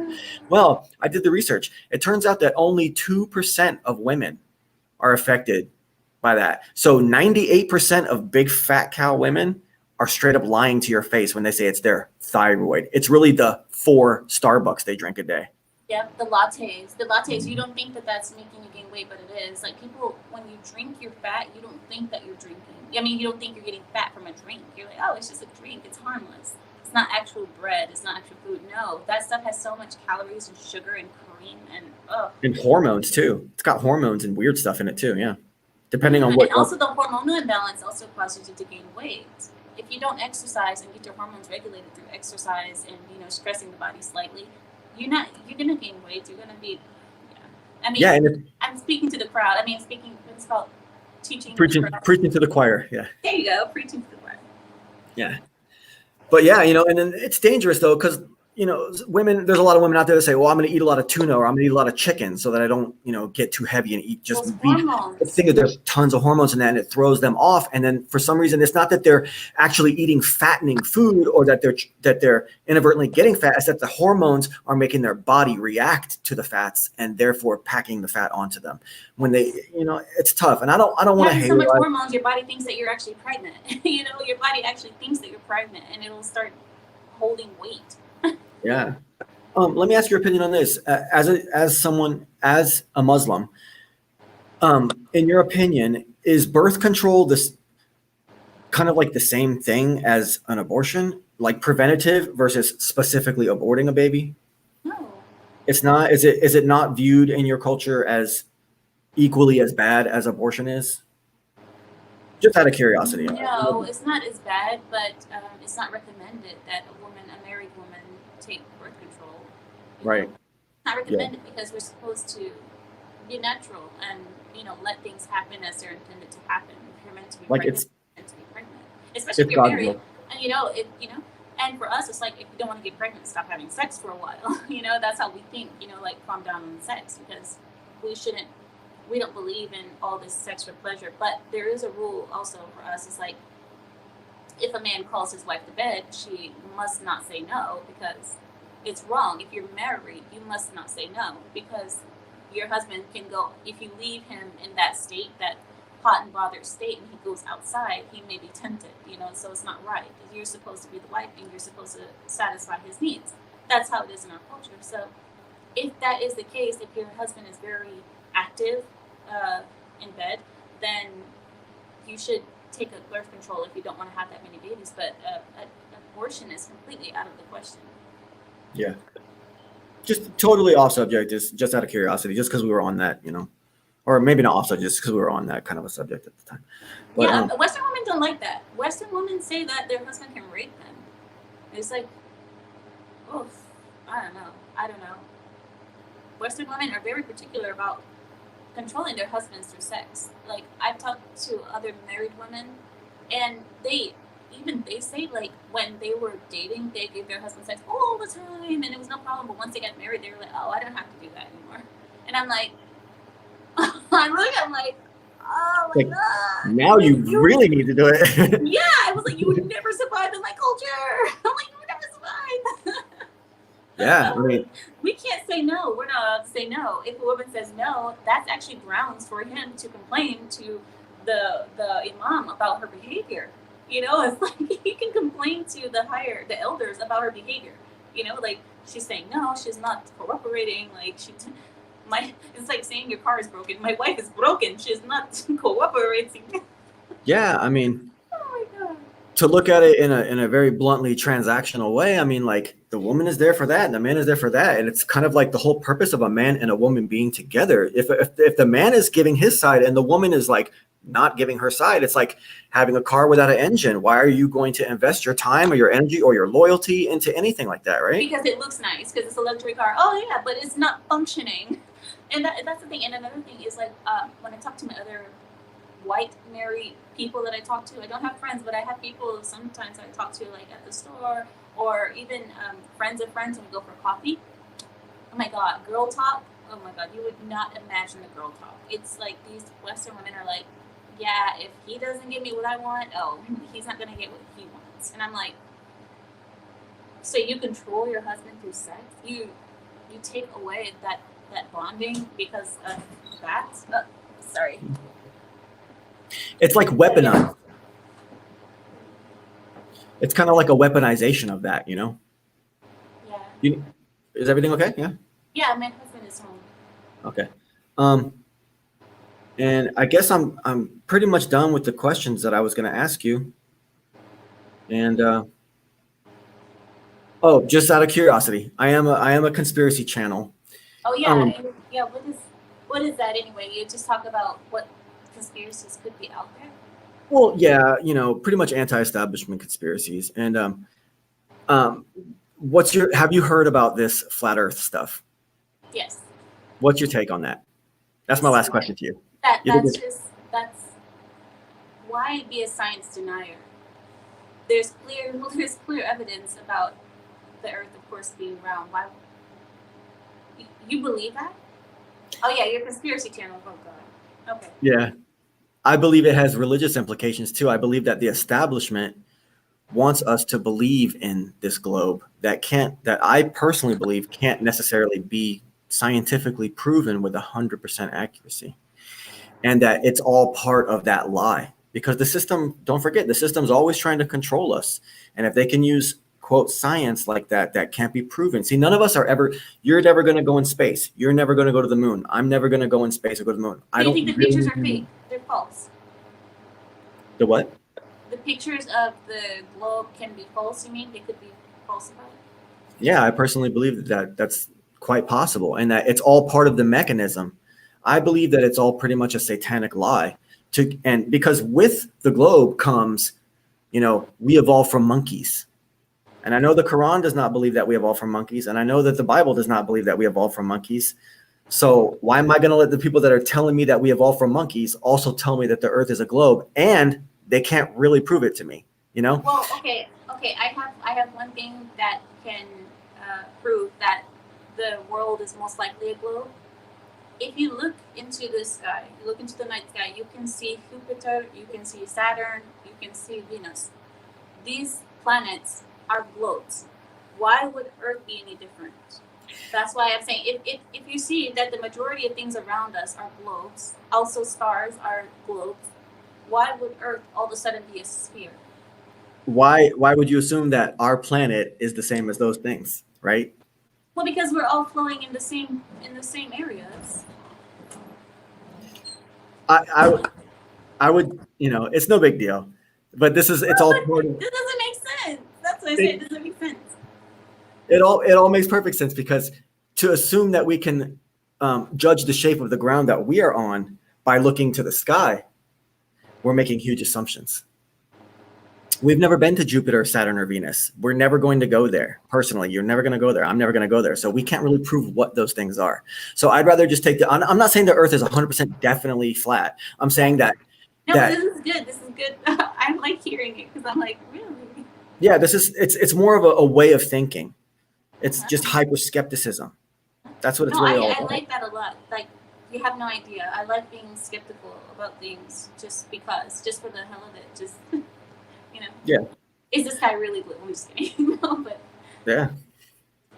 Well, I don't want to take you too far down that rabbit hole because then it will turn into like a crazy debate and I'll just go way far off. So I just suggest checking out some of the better.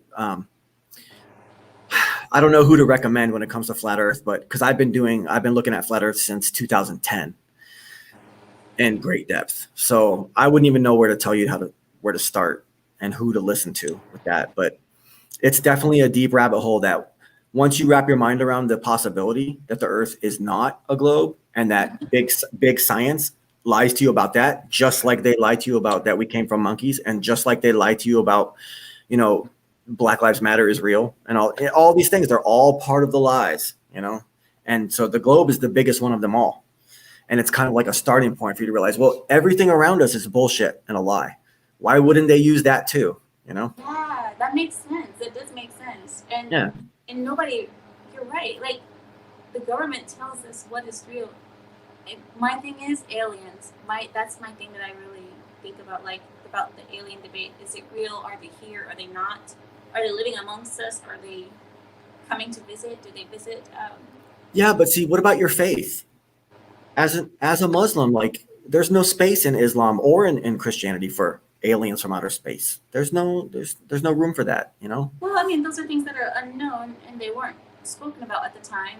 But yeah, that I wouldn't expect it to be in the Quran because. See, the big science that tells you that it's a globe, they want to discredit the Quran. They want to discredit the Bible. They want to trash our traditions. That's why they lie to us and tell us that the Earth's a globe. See, that's the logic behind it. So it's kind of like very sneaky. Sneaky. Okay, that's good. I mean, that's good. I think I'm gonna watch your channel. If you have any debates, do you have any like live stream debates that you have on your channel from previous times? Not necessarily debates, but I've had really good conversations with different people, and I have a lot of solo live streams that they can get pretty offensive, Wait, how can you have a solo live stream be offensive? If you're alone. Well, no, I just live stream. Like, I go for 2 hours by myself or an hour by myself, just talking. But you said they can be offensive. Who can it be offensive to if you're streaming alone? It's offensive to society, offensive to people that are listening, potentially, So you've had triggered people like chatting things like mad or something? Oh yeah, my channel is all about pushing the boundaries of. I'm pretty. You don't know it, but I'm pretty fucking extreme. That's the thing, and that's why I greatly appreciate having you on. That's why I told you I'm gonna treat you with the utmost respect when you're on here. I'm not gonna sabotage you. I'm not going to make you uncomfortable, anything like that. But yeah, my channel is pretty savage for the most part, and that's why it has trouble growing. YouTube kind of hides me. Yeah, I've noticed that YouTube is not letting people be great. How long have you been actively working on your channel? 2015. Since 2015, and you've been consistent. Oh yeah, consistently making videos. I know, and at one point my sub count jumped up by 600 or 700 out of nowhere over a short time, but my viewership does not correlate with that. But on your channel, you have like 14,000 subs, but sometimes your videos have way more views than even subs that you have. That's true. I've had one or two videos. Like 300,000. Yeah. And I had 3,000 subs at the time, and I had video with 300,000. I was like, but when I was smaller, I had the same thing happen like you. I had a huge spike, and then after that, it stabilized. It just stayed that way, and then slowly Like every time I uploaded a video, I would lose 3 subscribers. I would upload, I'd lose 3 or 4 subscribers. And they said that was YouTube actually doing that. Like YouTube will actually unsub people from your channel when you're not looking, you know, if you're not paying attention and watching your numbers, it'll do that. So be careful, because it could be YouTube unsubscribing people, and people don't notice, but you will have people who will come and tell you, hey, I was unsubscribed from your channel. Yeah, it's happened. I didn't do it. Yeah. So. I've been stuck at 1.4K for about a year and a half now. But I look in my emails and they're like, this person has subscribed to you. This person has subscribed to you. You know how you get a notification email and they tell you the name of the people that subscribe to you? So I don't get that anymore. I don't know why. Ever since the channel jumped like that, you don't get those emails anymore. Oh, because it would just be too much. It would blow up your inbox. They're just doing it now. Yeah, it stops doing that after a while. So just so you know, when you start blowing up, because I know you will, because especially if you're like doing this kind of stuff, this is the time for that. People are really interested in this kind of stuff right now. You would think so, but I'm also the guy out here saying that obese women are all lying about being obese, and that Asperger's is fake and a hoax. Come on, I said women shouldn't vote, and I still got the. Yeah, but is that? Yeah, I mean, yeah. It is pretty much on that level. People just get offended. Anything that's offensive, come on. And I've been talking about George Floyd, and I've been saying unpopular things about him. So I think even with your topics about obese women, you should be fine. That's just one video. Yeah. I don't know. Oh God. Also, my channel, it's really offensive, but the thing is that my presentation on my non-live stream videos, my presentation is very, very basic. I don't even have like moving video in my videos. I put a still. I'm like Sandman. My channel is a lot like Sandman. I just have like a picture and I'm talking. And then I discovered Sandman like 3 years after I had already established that formula for myself, that very basic formula where I put an image up and what I do is I read my entire thing scripted out, and then I make into a video, and then I place still shots on top of it. Yeah, I know what you mean. Just like Sandman. And then I found his channel. I was like, is this guy ripping me off? But really, you know, he wasn't. We were just both doing the same thing. So I'm just really basic like Sandman, but nobody wants to hear my shit. I don't know. I'm trying to think like what would be the issue there, because the stuff you're talking about is very intriguing. So I'm like, what would be the issue that you? I don't necessarily have maybe try to switch it up a little bit. Maybe try to what's it called? Like put some videos, like small videos and stuff, evidence and proof and stuff that you do. Like how I've been doing that. I mostly talk, and then I'll throw a clip of whatever I'm talking about into it, so people can see exactly what I'm talking about. I don't know. Maybe try that. I don't know. But it seems so weird because, like I said, I'm interested in what you're saying, and I know I'm not the only one who's interested in that kind of stuff. So. The topics and questions that I'm asking you are not necessarily things that I have videos about. You know? No, I know. You told me that you do conspiracy. And conspiracy, like the way that you even pointed out, the thinking behind conspiracy is that the government wants to control you, and you cannot trust what they're doing because you don't know. That kind of stuff is what I'm saying. It's really my lack of production value. I mean, I make sure my audio, I'm a musician, lifelong musician. So my audio that's in my videos, for the most part, I make it really like thick, good sound, you know, when I'm doing a narrated piece, but my visuals are not necessarily all that great. Because, you know, a lot of people only listen to YouTube videos in the background anyways. They're not actually looking up. Yeah. So I make sure my audio it sounds like $1 million, but other than that, yeah, it's the lack of production value and the nature of my topics and the fact that YouTube probably has a staff member who's been assigned to my channel because of how many times my channel has been flagged. So they're probably that's true. And you know, they don't like conspiracies like that getting out. They saw what they do with Alex Jones. I mean, and he was like the top of the top conspiracy guys for us. But he doesn't even go that far into conspiracy theories, you know. Like there's a guy out there. But you see what happened to him. That's why I say that could be what's happening to you because of that. Yeah. They don't like that. Because there must be something right. If they're really holding us back from talking about these conspiracies, so per se, then why are you holding us back if it's not true and there's no, you know, there's nothing you should be afraid of? Why not let us talk about it? Well, they should be afraid of it because with the deepest conspiracies comes an extreme right-leaning bias. Because like I said before, the left is so progressive and so anti patriarchy so satanic, basically, and YouTube and Google are part of that satanic beast system.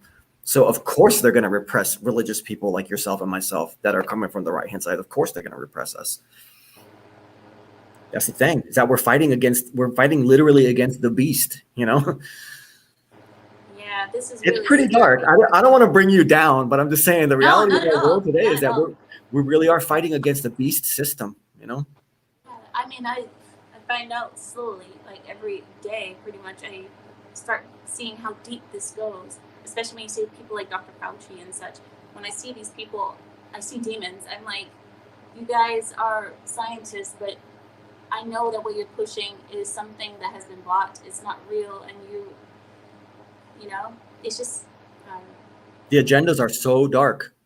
Yeah, yeah, and it's so funny how so many people trust them blindly, and they're just like, they want this big government. They want them to lead them. They want to feel that someone is watching over them like a father, you know, like daddy government. I'm like, why the hell would you want this?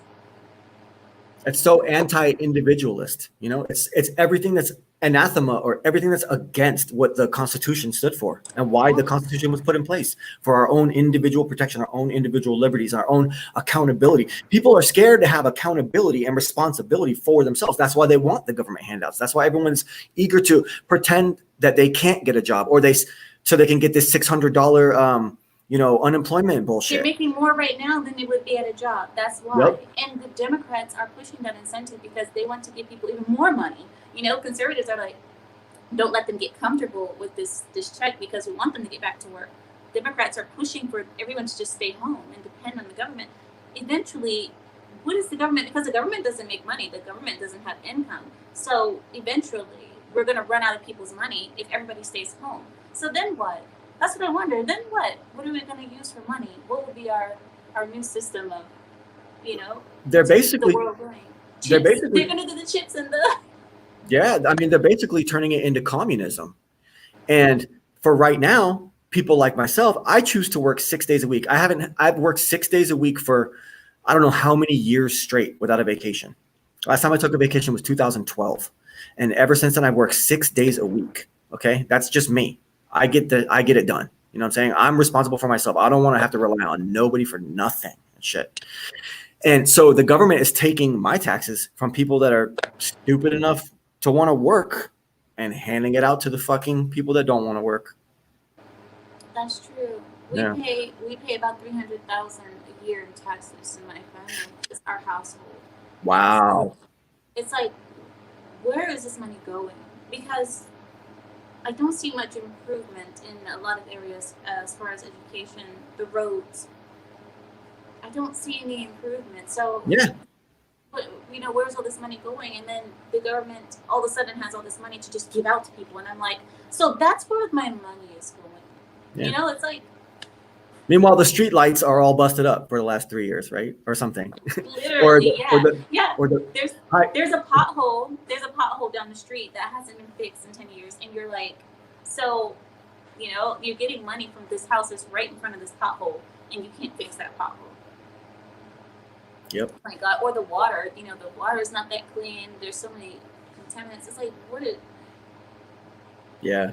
You're in California, I assume? No, Washington.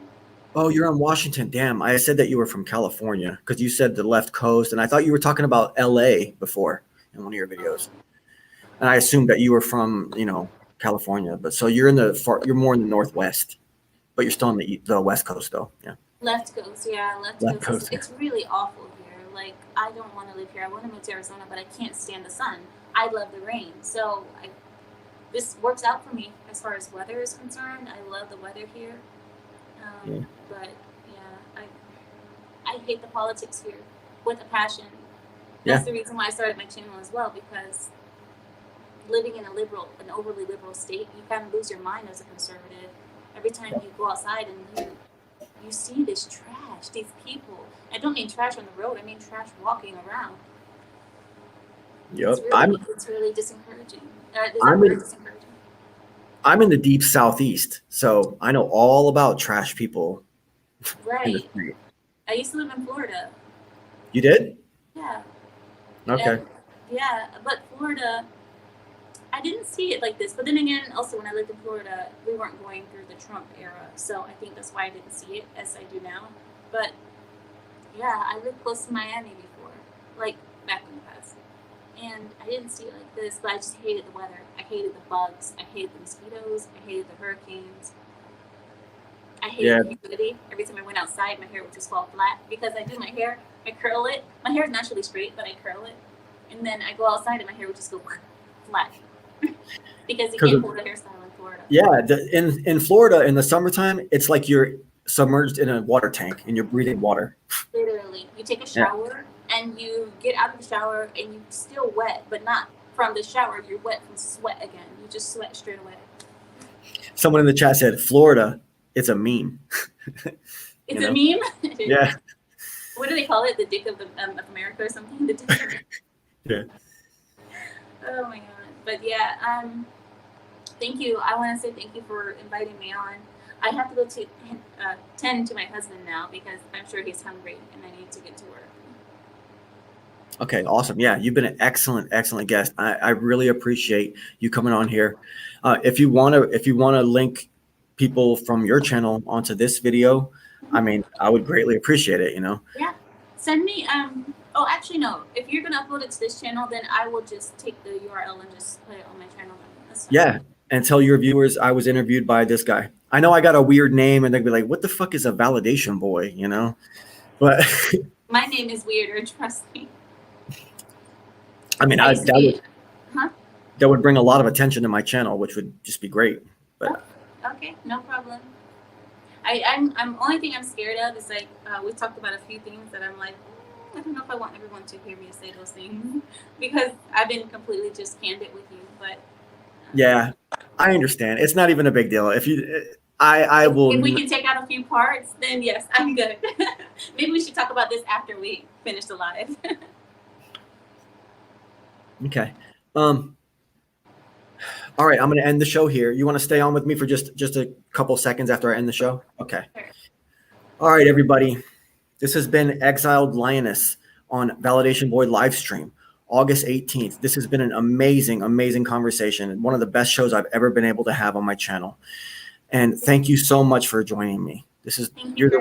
You are the real deal. You are the real deal. You are a strong force for conservatism on this crazy damn satanic platform we call Google and YouTube. Okay.